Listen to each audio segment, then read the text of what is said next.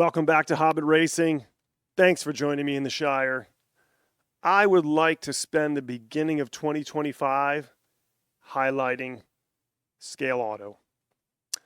I've been really impressed over the last year with the pro race hypercars, whether they took the liveries from WEC or IMSA. You've got the 963 GTP. You've got the Cadillac that came out in the white kit. We should have the Cadillac in liveries soon, if not already. We should have the M hybrid out soon as well. Can't wait to get my hands on that. But I'd like to focus over the next couple of videos in terms of how I dive into the reviews and the how-tos about this car right here, the M8.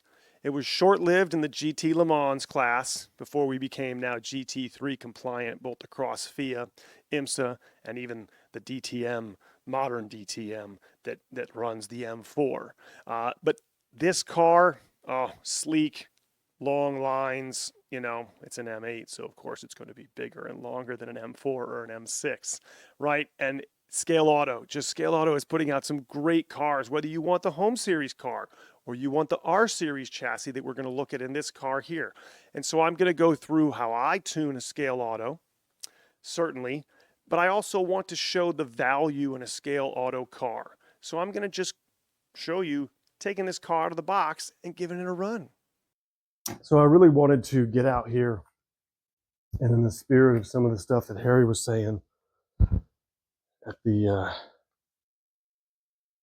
Scotty Awards, of having fun and remembering to kind of look at the hobby in different ways.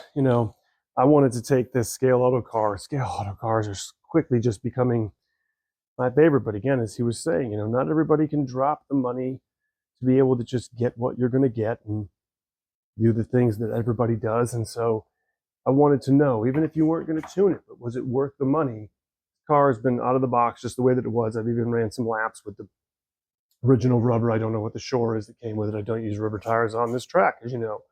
And so I just wanted to show to the average consumer, nothing, the spring's still in here. I love Scaleauto guides, but I'll be taking the spring out. And it's not a compliant motor for GT high performance at Hobbit Racing Park. That'll get a Piranha or a slotted MX-16, 23,000 RPMs, and maybe I'll keep the gears. But this car is completely as it came out of the box. Everything's locked up. Even the body is just locked on there. But not everybody is even the average hobbyist. Sometimes people just want to buy a set or buy a car and add it into their fleet of cars if they want to put that amount of money out there. And someone would say, well, why would I do that instead of a Carrera car or something? Or can I get more out of something like that because of the way that it's made? If instead of getting 2 Carrera cars, I'd get that. Or instead of getting 1 slotted car, maybe get that. I think this car is on average about, $86 to $90 in places. But me, 8 and 8. I'm just trying to make sure it's not got too much brake on it out of the box. And so all I've done is put a pair of quick slicks, CB34s. I know that the tires that come with it's industry, I believe they're almost 10 millimeter wide, maybe like 9.7 or something. But that's because there's a larger contact patch on those. But these rims really take CB34s, similar to my C7R Vet that is got the same thing going on with the R Series. And that's fine. That's fine. Or I could just change the wheels out to some Staff's Hypers or something and maybe get a wider stance on there. But I just wanted to show to the average consumer, can I do this and just put it down on the track? Lubricate your gears, I still would say. But, yes, the answer is with tires, if the average consumer got the car and put the tires on it, that they run it on their track. If they don't run silicone, or if they don't run rubber tires, and maybe they at least buy a car and they understand that they can run silicone tires and that they're very easy and long lasting and effective to take care of, just clean your tires with the lint roller. Dust is the enemy of silicone rubber. And then, put it down and can you go? And man, I'll tell you something, Scaleauto doesn't disappoint. You can just tell, that the car, when it's got the right set of tires on it, out of the box, it's geared appropriately. The torque in this motor is a bit much coming out of the turns and the things that we do at the voltage we run at Hobbit Racing Park. But yeah, you could run this car I highly would recommend it. You can even feel that with everything tight, knowing a Scaleauto chassis, that chassis is already helping me to such a degree, the way that they make their chassis. And yeah, so for the components that you get in these cars, they're outstanding cars. And if you just thought, oh, I'll loosen up the pod and experiment to see what that's going to do, and you start to get a little bit of rocking back and forth, and even if you kept the guy, did nothing here, left the braid that's on there, and just made sure that your axle was free and clear. But the bottom line is that you can put this car out there on the track and you can absolutely have some enjoyment. I don't know what I'm running. You know, it's not about the time of it, but yes, absolutely. And so the M8 from the GT Le Mans class ending in the 2020s. This was 2019, 24 hours of Daytona class winner. Beautiful car, man. The elongation of the M8.